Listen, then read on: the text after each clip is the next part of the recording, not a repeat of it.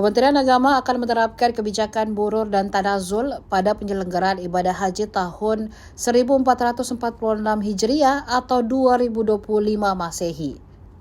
Keputusan ini telah mendapatkan persetujuan dari para ulama dan ormas Islam seperti PBNU, PP Muhammadiyah, dan Persis.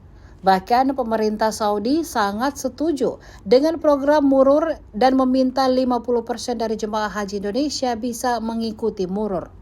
Dijelaskan murur adalah pergerakan jemaah haji dari Arafah melintas ke Musdalifah lalu menuju ke Mina saat puncak haji tanpa bermalam.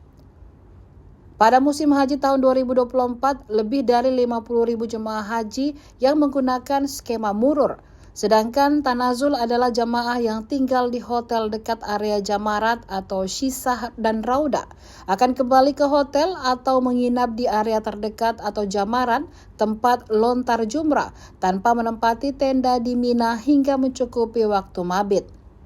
Tahun ini 38.000 jamaah haji akan mengikuti skema tanazul.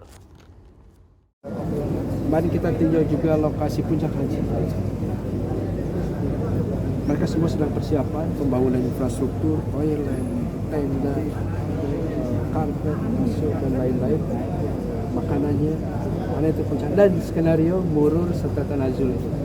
Karena ini pertama kali kita konsepkan dua-duanya, murur dan tanazul secara langsung, jadi kami harus ekstra hati-hati, ekstra detail, dan juga nanti butuh petugas dengan ekstra energi. Saya kira demikian. Terima kasih. Download Tribun X sekarang. Menghadirkan lokal menjadi Indonesia.